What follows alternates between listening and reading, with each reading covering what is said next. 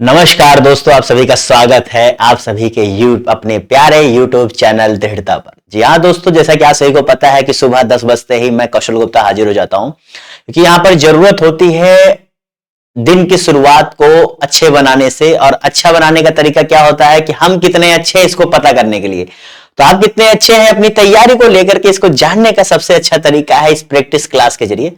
तो आइए इस प्रैक्टिस क्लास को हम लोग करते हैं और देखते हैं कि जो यहां पर प्रीलिम्स पेपर होने वाला है जीएस पेपर 1, उसमें हमारी तैयारी कैसी है, इसको हम लोग इस क्लासेस के जरिए जानते हैं।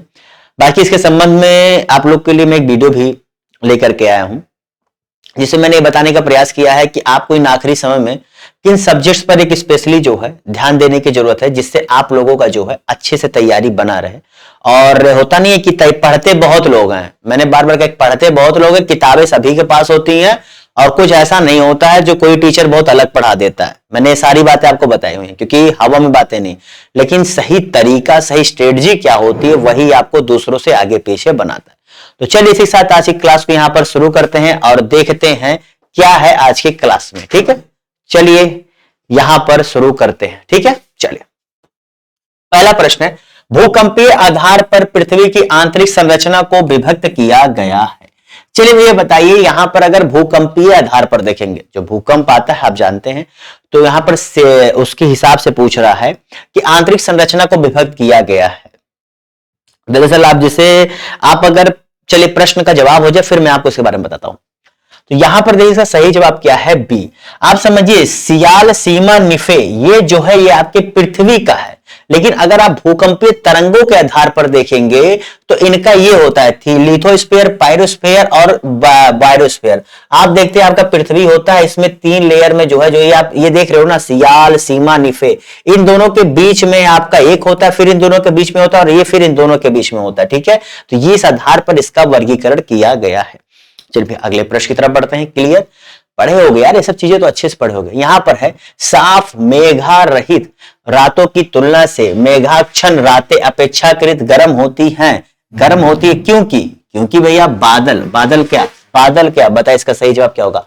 बादल क्या, जवाब दीजिए।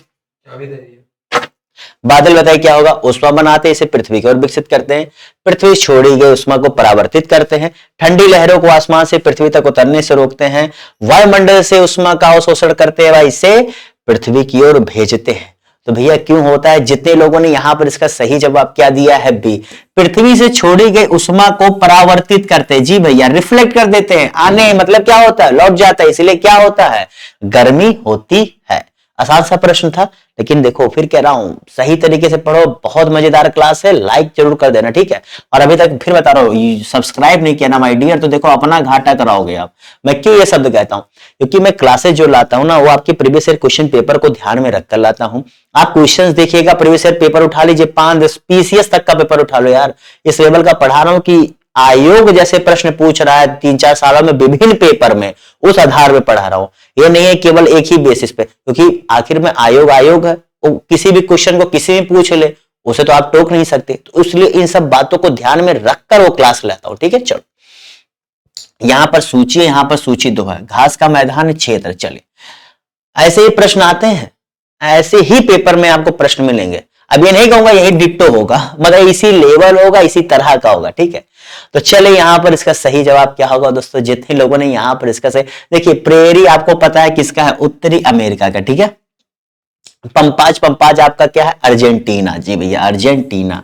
फिर आप देखिए आपका ऑस्ट्रेलिया का, तो बिल्कुल मत भूलना, ऑस्ट्रेलिया एकदम दिमाग में रख लो क्या है, डाउन्स, और फिर आपका विंड बच रहा है यहाँ, तो इसका सही जवाब क्या हो जाएगा, बी। जितने लोगों ने यहां पर इसका सही जवाब क्या बी दिया है वो सही कर ले। अगले प्रश्न की तरफ बढ़ते हैं। काले वन पाए जाते हैं, काले वन, जी भैया ब्लैक फॉरेस्ट इसे अंग्रेजी में कहते हैं।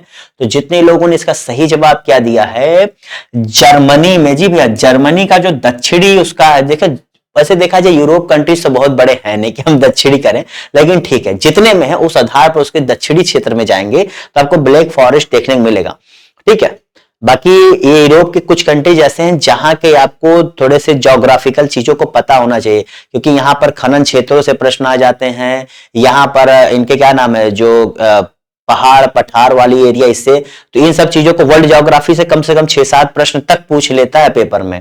तो जो मैंने वीडियो बना उसमें आपको समझाया भी है कि किन सब्जेक्ट्स पर कैसा ध्यान देना, देख लेना, फायदेमंद रहेगा आपके लिए।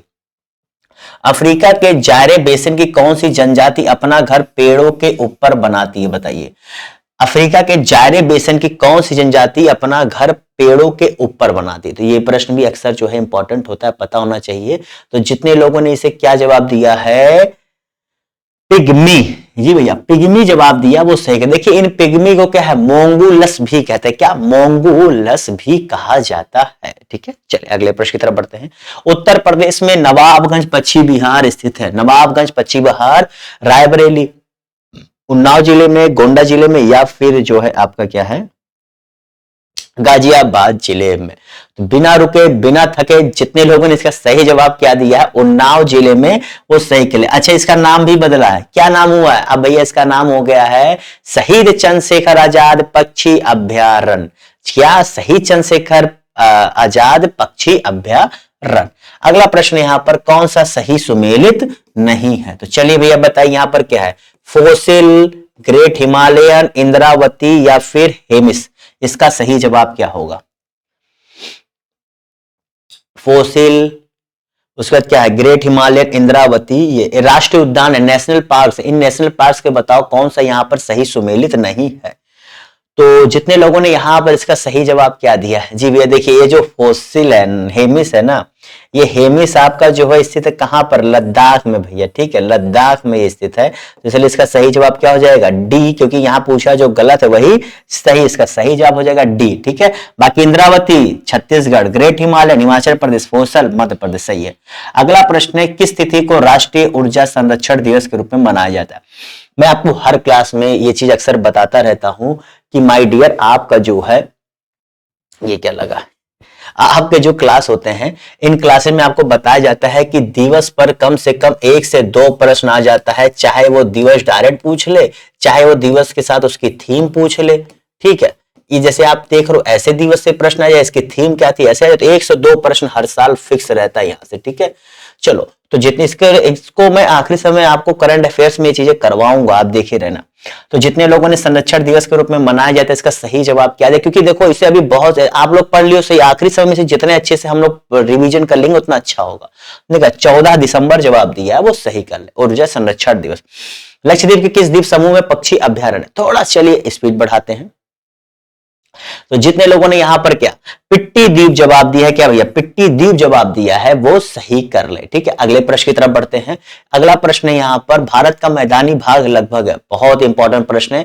काफी बार लोग गलत कर देते हैं क्योंकि उन्हें पता होना चाहिए कितना भाग मैदानी है, कितना भाग पठारी है, कितना भाग पहाड़ पे और कितना भाग जो है पर्वत का विस्तार है। ठीक है, पर्वत का विस्तार होना, पहाड़ होना, पठार होना, ये तीनों एक अलग अलग चीजें होती हैं। तो जितने लोगों ने इसका सही जवाब क्या दिया 43%, जी भाई 43% हमारे यहाँ मैदानी क्षेत्र है भारत का, क्योंकि आप वो नॉर्थ में देखेंगे तो ज्यादातर जो है मैदानी क्षेत्र, क्योंकि नदियों का अच्छा खासा जाल है हमारे यहाँ पर भारत में।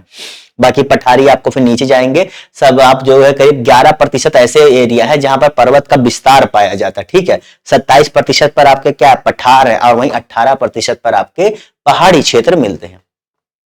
निम्नलिखित में से क्या पश्चिमी घाट लद्दाख और पश्चिमी भारत राजस्थान के मरुस्थल के प्रतिवर्ती पक्ष के बीच सामान्य कारक हैं। ठीक है, बताइए।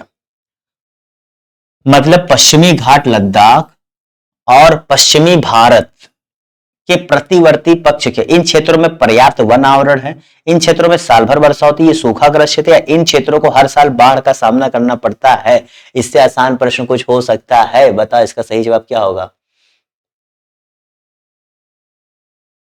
भैया। ये दोनों क्या है, सूखाग्रस्त क्षेत्र है। आप चाहे ये देख लो चाहे ये देख लो, यहां पर क्या होता है आपको सूखा देखने को मिलेगा। ठीक है, चलिए इसीलिए अगले प्रश्न की तरफ बढ़ते हैं। यहां पर देखा जाए तो बारिश बहुत नहीं होती, 32 सेंटीमीटर के आसपास जो है वर्षा होती है साल भर में, मतलब साल भर में 32 सेंटीमीटर वर्षा होती है। इतना तो जो है आपके केवल मैदानी क्षेत्रों में एक एक दिन में हो जाया करती है। अगले प्रश्न की तरफ बढ़ते हैं। भौतिक विशेषता जिसे विश्व की छत भी कहा जाता है। वाह भाई, बहुत अच्छा प्रश्न है और सभी को रटा होना चाहिए। जितने लोगों ने इसे क्या पामीर घाट यानी क्या तिब्बत का पठार होता है जवाब दिया है, अगर सही कर ले। कौन से को स्वर्ग की भूमि के रूप में जाना जाता है? ये प्रश्न शायद मैं करा चुका हूं, आप लोग को पता होना चाहिए, वरना यार कौन भूल सकता है। अमियस्त अमियस्त अमियस्त, वो है हमारा क्या, जम्मू कश्मीर। जी भैया, अगर धरती पर स्वर्ग कहीं है तो वो जम्मू कश्मीर में है और इसीलिए उसका स्वागत है। काफी न्यूज में रहता भी है, आप लोग को पता है। अच्छा, ये तुलना की जाती है कि अगर आपको फॉरेन कंट्रीज में जाने से अच्छा है कि आप जम्मू कश्मीर और जो क्या कहते हैं हिमाचल प्रदेश, उत्तराखंड, ये 3 राज्यों को अगर आप मिला करके घूम ले अपने 3-4 सालों में, तो आप फॉरेन जैसा ट्रिप कर सकते हैं सस्ते पैसे में। अगला प्रश्न है, विश्व का सबसे बड़ा द्वीप समूह कौन सा है? ठीक है, चलिए, अगर आपको नजारे देखने तो ये 3 स्टेट्स पे आप नजारे देख लेंगे, लेकिन अगर आपको वास्तव में कल्चर डिफरेंस देखना हो कि कल्चर क्या होता है, तो आप फॉरेन जाओ। तो जितने लोगों ने इसका क्या, विश्व का सबसे बड़ा द्वीप समूह यहां पर इंडोनेशिया है। ठीक है, अगले प्रश्न की तरफ बढ़ते हैं। एक चाय के आकार की रिज जिससे अच्छी तरह छटाई हुई रेत होती है उसे कहते हैं। मतलब क्या होता है, एक चाय के चाप के आकार में जो है, यहां पर चाय मैंने बोला था शायद ना, इसीलिए सॉरी गलती, एक चाप के आकार की रिज होती है। बेसिकली ये बात कर रहा है कि ये आपका जो है बालू से, सॉरी, रेत से बनी हुई एक आकृति होती है, स्थलाकृति। ठीक है, उससे संबंधित प्रश्न है। तो आपको देखो यहां पर स्थलाकृति से भी प्रश्न आपके ज्योग्राफी से पूछता है, तो ये चीज यहां समझिए। जिन लोग को नहीं पता है अच्छे से पढ़ा करो, बाकी ज्योग्राफी से मैंने बताया है कितने प्रश्न आपके आते हैं लगभग। तो जितने लोगों ने क्या बरखान जवाब दिया है वो सही कर ले। ठीक है, ये बरखान या बरखान स्तूप होता है जो बालू का स्तूप होता है, जिसकी चाकृति अर्धचंद्राकार टाइप में होती है, जिसे हम लोग चाप कह सकते हैं। ठीक है, और ये अक्सर होता है ना समूह में पाए जाते हैं, इन्हें अक्सर आप देखेंगे समूहों में होते हैं। निम्नलिखित पर्वत शिखरों में से कौन सा एक भारत में है? चलो बताओ कौन सा एक भारत में, जवाब दीजिए। एवरेस्ट, लोत्सो, मकालू, कामेत। चलो भैया, भारत में है पूछ रहा है, तो जितने लोगों ने यहां पर इसका सही जवाब क्या दिया है, कामेत। जी भैया, उत्तराखंड में है, उत्तराखंड में। ठीक है, उत्तराखंड में, ध्यान देना। अगला प्रश्न है, निम्नलिखित कथनों पर विचार कीजिए, नीचे दिए गए कूट का सही प्रयोग कर सही उत्तर चुनिए। 1, 2, बताओ इसका सही जवाब क्या। हिमालय की चौड़ाई लगभग चौड़ाई सबसे कम असम राज्य में है। भारत में सबसे ऊंची पर्वत चोटी सिक्किम राज्य में स्थित है। सबसे कम असम राज्य में है।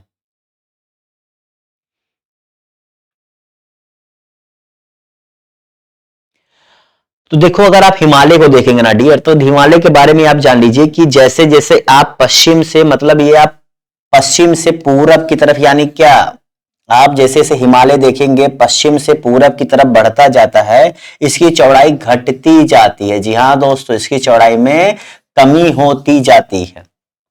तो ये कथन आपका सही है। दूसरा कथन कह रहा है सबसे ऊंची पर्वत चोटी सिक्किम राज्य में स्थित है, तो भैया जो है ये भी सही है। ये भैया कंचनजंगा याद है जी, तो वो दोनों कथन सही है।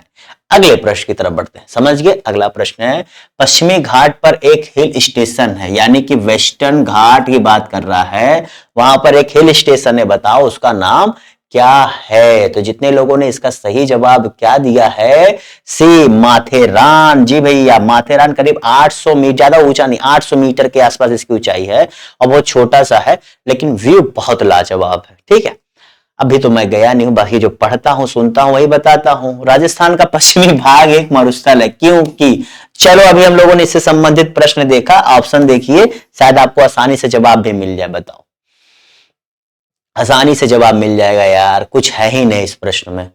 तो जितने लोगों ने यहां पर इसका सही जवाब क्या दिया है, जितने लोगों ने यहां इसका सही जवाब का 1 और 2 दोनों दिया है, वो सही कर। मैं बताऊंगा नहीं, अगर आप ज्योग्राफी का इतना बेसिक चीज नहीं समझ पा रहे हो तो कैसे पढ़ोगे यार। देखो, जो अरब सागर की शाखा जो होती है ना, क्योंकि हमारे यहाँ पर भारत है, भारत में क्या होता है, एक इधर इधर से आता है अरब सी का, एक इधर से आता है बंगाल खाड़ी का, दोनों तरफ से शाखाएं आती हैं। लेकिन इसका क्या हो जाता है, राजस्थान में हो जाता है, वहीं अरावली पर्वत है, अरावली पर्वत से क्या होता है ना, वो टकरा करके हट जाती, तो इस वजह से क्या होता है, वहां बरसात नहीं हो पाती। ठीक है, ये तो चलो मैंने ऐसे सरल अर्थों में समझाने का प्रयास किया। अगर आप ठीक से ज्योग्राफी पढ़े हो तो ये सब चीजें आसानी से आपको समझ में आ गई होंगी, नहीं आई होंगी कोई बात नहीं। बेसिक पे अच्छा सा काम किया करें, मैंने बार बार कहा है, बेसिक अगर आपका अच्छा होगा ना तो ये सब क्लास बहुत आसानी से आप लोग को समझ में आएंगे। ये बहुत हार्ड पूछता है, इतना एनालिसिस पूछता ही ना यूपीपीसीएस से, ये तो अच्छा ही है।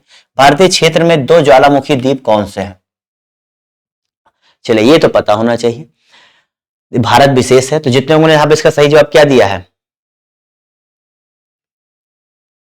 जी भैया, अंडमान सागर में ये दोनों स्थित है। कौन से? अंडमान सागर में ये दोनों स्थित हैं। अगला प्रश्न है, उत्तरी जनसंख्या क्षेत्र आर्थिक रूप से किस पर निर्भर है? जी भैया, उत्तरी जनसंख्या क्षेत्र, जो उत्तर के भारत के लोग हैं, वो किस पर ज्यादातर संबंधित हैं? बताइए इसका सही जवाब क्या है।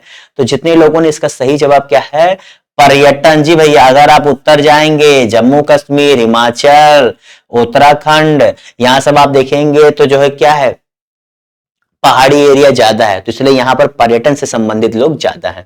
पंजाब को आप उस स्थिति में नहीं जोड़ सकते क्योंकि पंजाब में है, लेकिन पंजाब में एक प्रॉब्लम आज आप लोग देख रहे होंगे, पता नहीं आप लोग करंट अफेयर्स पढ़ रहे हैं तो आप लोग को पता लगेगा कि वहां पर जिस हिसाब से गेहूं और धान की खासकर स्पेशली खेती की जा रही है, खास करके धान पर, और गन्ने की भी, वो बहुत ज्यादा खतरनाक है क्योंकि वहां का देखा जाए तो भूमिगत जल इतना वहां है नहीं, क्योंकि उसका भी जो है उस पर पहाड़ी क्षेत्रों का असर पड़ता है। पंजाब की आप स्थलाकृति देखेंगे, आप पंजाब क्यों, पंजाब हरियाणा दिल्ली तक आ जाइए, आपको ये इसकी असर दिखेंगे। दिल्ली में आप देखेंगे अच्छे खासे पत्थर आपको देखने को मिल जाते हैं। अगला प्रश्न, उत्तरी पर्वतीय क्षेत्र किसके लिए अति संवेदनशील है? बताएं, अति संवेदनशील, इसका सही जवाब क्या होगा? Question number 68। भूकंप, सुनामी, भारी वर्षा, इनमें से कोई नहीं। बताइए, भूकंप, सुनामी, भारी वर्षा या इनमें से कोई नहीं, इसका सही जवाब क्या होगा? तो जितने लोगों ने यहां पर इसका सही जवाब क्या दिया है, भूकंप, जितने लोगों ने क्या, जी भैया आपको पता है कि seismic zone, higher seismic zone वहां पर है, और आपको पता है यहां पर बेसाल्टिक रॉक या कहते हैं ट्रैप रॉक के जो है क्षेत्र हो जो होते हैं वो भूकंप के प्रति जो है संवेदनशील होते हैं। और आपका पता है जो आपका भूकंप ऊपर वाला क्षेत्र है, उत्तर वाला, वो अति संवेदनशील क्षेत्रों में आता है क्योंकि वहां पर बेसाल्टिक रॉक का ही पाया जा रहा है कि बना है, और हिमालय की ऊंचाई दिन ब दिन बढ़ रही है क्योंकि ऐसा माना जाता है कि दो प्लेट आपस में टकरा रहे हैं, ये भी वहां पर माना जाता है। ठीक है, चलो अगले पॉइंट की तरफ बढ़ते हैं। अराकान योमा किस क्षेत्र में विस्तृत है? प्लेट्स के बारे में जानते हो ना, मेजर प्लेट्स, माइनर प्लेट्स, ये सब के बारे में जानते हो ना। चलो अगले पॉइंट की तरफ बढ़ते हैं। अगला पॉइंट है यहां पर, जितने लोगों ने यहां इसका सही जवाब क्या दिया है, जी हाँ, नाम से आप लोग को पता लग गया, अगर नहीं पता है तो जान ले, म्यांमार भैया, म्यांमार। जी ठीक है, क्या है, अराकान योमा, जिसे अराकान पर्वतमाला या रखाइन पर्वतमाला भी कहते हैं। ठीक है, क्या है, रखाइन पर्वतमाला भी कहते हैं। ये आपके कौन से, अगर आप देखेंगे तो आपके दक्षिणी म्यांमार, कौन से, सॉरी पश्चिमी म्यांमार में स्थित है, शायद मैंने दक्षिणी बोला, माफ करिएगा, पश्चिमी म्यांमार में स्थित है। अगला प्रश्न है, कौन सा सुमेलित नहीं है? कॉलम 1 है, कॉलम 2 है, बताइए इसका सही जवाब क्या होगा? फटाफट जवाब दीजिए।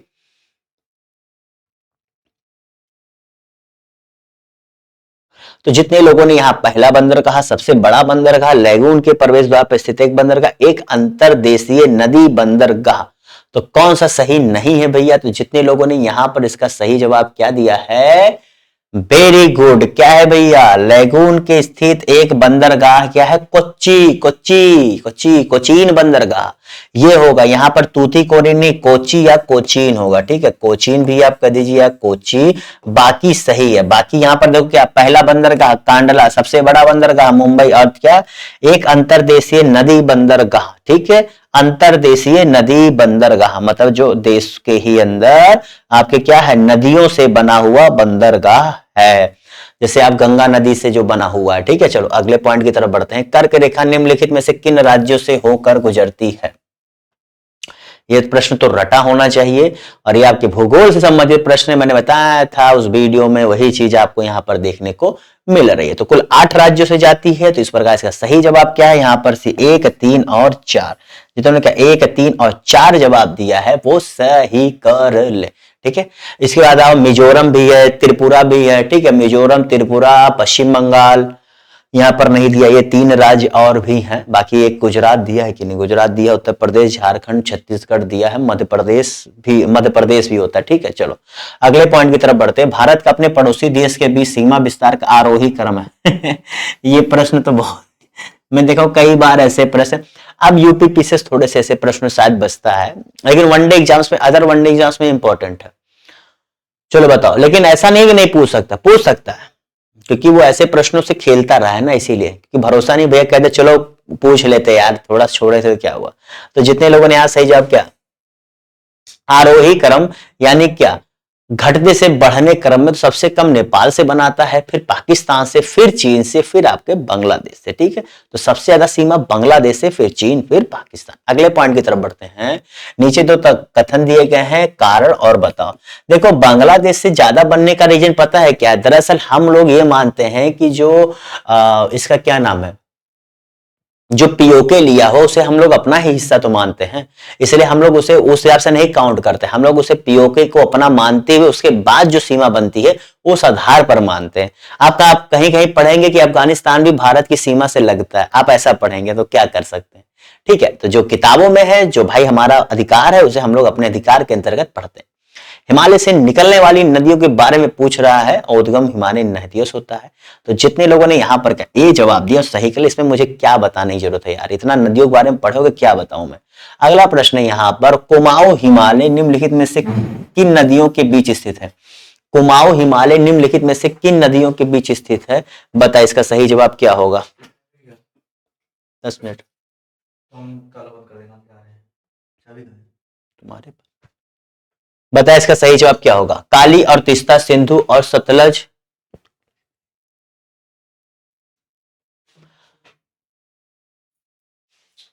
बता, इसका सही जवाब क्या होगा? काली और तीस्ता, सिंधु और सतलज, सतलज और काली, तीस्ता और ब्रह्मपुत्र। बता, इसका सही जवाब क्या होगा?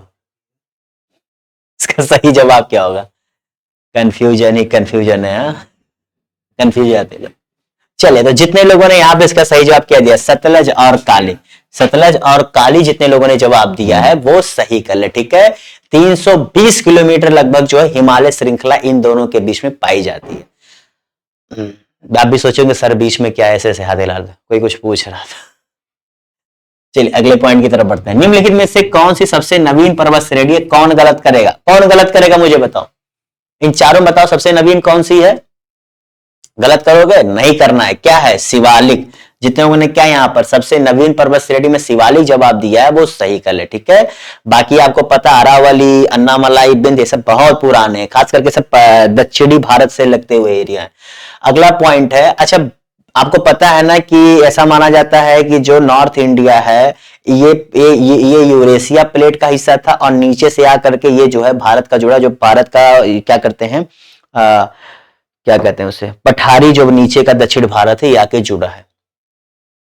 पश्चिमी घाट के संबंध में निम्न कथनों पर विचार कीजिए। चलिए बताइए इसका निम्न, यह एक भ्रंशोत्थ पर्वत है, इसका उत्तरी खंड लावा से आच्छादित है, कौन सा सही है? चलिए बताइए यहां पर इसका सही जवाब क्या होगा? 2 तथा 3, 1 तथा 3, 1 तथा 2, 1 2 3। बताइए इसका सही जवाब क्या होगा? तो जितने लोगों ने यहां पर इसका सही जवाब क्या दिया है,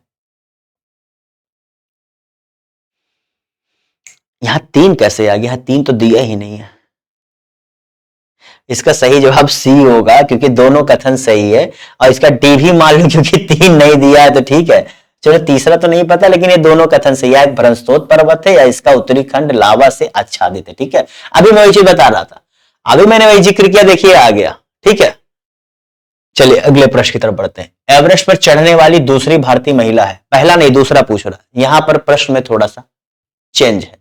तो जितने लोगों ने यहां क्या जवाब दिया, संतोष यादव। जी भैया, दूसरी यहां पर जो है महिला थी संतोष यादव, पहली थी महिला बछेंद्री। नाम रटा होना चाहिए, मुझे महिला बछेंद्री और संतोष यादव, शायद मैंने टिक ही नहीं लगा। अगला प्रश्न, केंद्रीय शुष्क भूमि किसी अनुसंधान स्थित है? चलिए भैया जवाब दीजिए। कृषि से बताना, 2-3 प्रश्न आ जाते तो ऐसे भी आ जाते हैं, संस्थान भी पूछ लेता है, किसी खेती के बारे में पूछ लेता है, इन्हीं सब चीजों में पूछ लेता है और बहुत ज्यादा हार्ड नहीं पूछता। तो जिन्होंने क्या हैदराबाद जवाब दिया वो सही कर ले। या कब स्थापना हुई थी? तो इसका 1985 में हुआ था, जान लेना, बाकी आप पढ़ते रहो, जो आ जाए वो भी सही है। अगला प्रश्न है, बताना 140 प्रश्न आपको सही नहीं करना है यार, 140 नहीं सही करना है, 200 में से 120 ही तो कट ऑफ जाती है।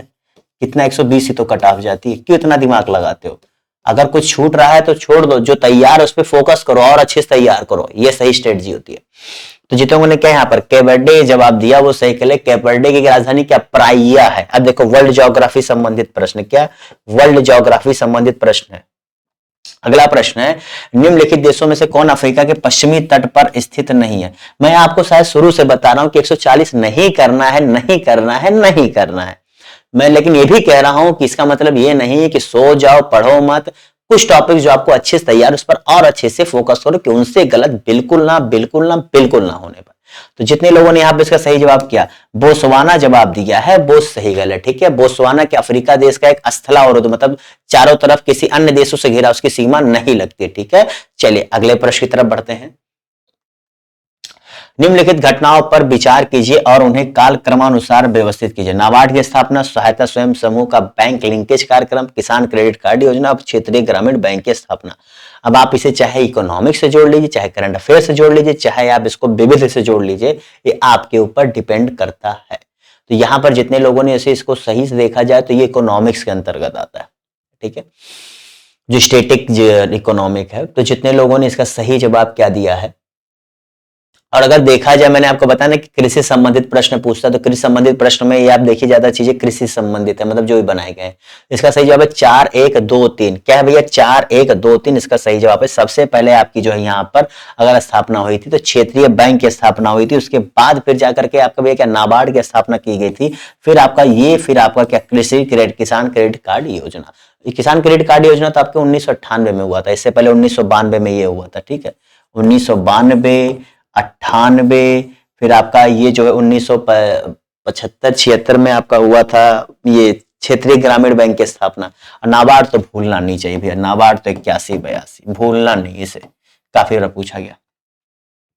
निम्नलिखित समितियों में से किसने मात्र पोषक तत्वों की आवश्यकता के आधार पर गरीबी रेखा का निर्धारण किया? चलो बताओ भैया, गरीबी रेखा निर्धारण किसने पोषक तत्वों के यानी कि आपकी पोषणता के आधार पर किया था? तो इसका सही जवाब क्या है? वाई के अलग 1979 में वाई के अलग जो है इनकी समिति आई थी। 1979 में इन्होंने जो है पोषण के आधार पर इसका किया था, ठीक है।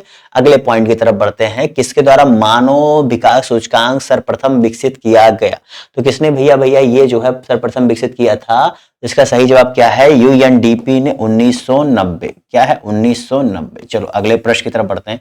अगला प्रश्न है, भारत में प्रत्यक्ष कर कोड निम्नलिखित में से किससे संबंधित है? बताइए। प्रत्यक्ष कर कोड किससे संबंधित है? बताइए। इसका सही जवाब क्या होगा? बहुत आसान सा प्रश्न था भैया, आयकर। इसमें कोई कंफ्यूजन होना ही नहीं चाहिए था, ठीक है। चलो अगले प्रश्न की तरफ बढ़ते हैं।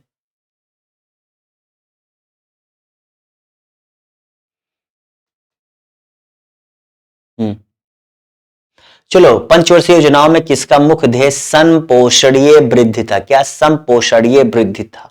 तो कौन सी पंचवर्षीय योजना में भैया जो है संपोषणीय वृद्धि का जो है यहां पर लक्ष्य रखा गया था? जितने लोगों ने क्या 12वीं पंचवर्षीय योजना, जी भैया 12वीं पंचवर्षीय योजना जवाब दिया, सही कर ले। इसमें तीव्र धारणीय और अधिक समावेशी वृद्धि की जो है बात की गई थी। अगले पॉइंट की तरफ बढ़ते हैं। बुलक कैपिटलिस्ट किसे कहा जाता है? बैल पूंजीपति। बुलक कैपिटलिस्ट किसे कहा जाता है? जो होता है क्या? बैल पूंजीपति। जवाब दीजिए। देखिए अब ये देखा जाए तो कृषि संबंधित प्रश्न है, आप लोग को पता होना चाहिए। अगर नहीं पता लिख लो, बता रहा हूं, गलतियों ध्यान रखो। देखिए बुलक कैपिटलिस्ट वो होते हैं जो क्या होते हैं? डी, जिनके पास कुछ साधन तो है पर धनाढ्य नहीं है, ठीक है। मतलब ये ऐसे होते हैं ना जो स्वरोजगार और स्ववित्त पोषित होते हैं, मतलब समृद्ध होते हैं, लेकिन ऐसा नहीं होता है कि इनके पास बहुत ज्यादा धन हो, ठीक है। उन्हें क्या कहते हैं? बुलक कैपिटलिस्ट, यानी कि बैल पूंजीपति। ये अपना सब कुछ कर लेंगे, अच्छे से कर लेंगे और ठीक ठाक रहेंगे, मतलब एक मिडिल क्लास फैमिली की तरह। लेकिन किसान को आदमी ज्यादातर गरीब समझता है ना, क्योंकि स्थिति भी ज्यादातर ऐसी ही है। तो हिसाब से है कि मिडिल क्लास की तरह होते हैं, लेकिन भैया इतना भी पैसा नहीं होता है कि ये बहुत बड़े जमींदार टाइप से। 14वें वित्त आयोग के अध्यक्ष कौन थे? चलिए भैया यहाँ पर इसका सही जवाब क्या है? Y B Reddy. ये कब से कब तक था ये भी पूछ सकता है, तो 2015 से लेके 2020 तक भैया था ये, ठीक है। 2015 से 2020 तक। घाटे की वित्तीय व्यवस्था का अर्थव्यवस्था पर क्या प्रभाव पड़ता है? चलिए बताइए भैया, फटाफट जवाब दीजिए, कुछ प्रश्न और क्लास यहां पर खत्म होती है। तो जितने लोगों ने यहां पर इसका सही जवाब क्या दिया है? घाटे की वित्तीय व्यवस्था का अर्थव्यवस्था पर, मतलब घाटा चल रहा है तो बताओ क्या होगा?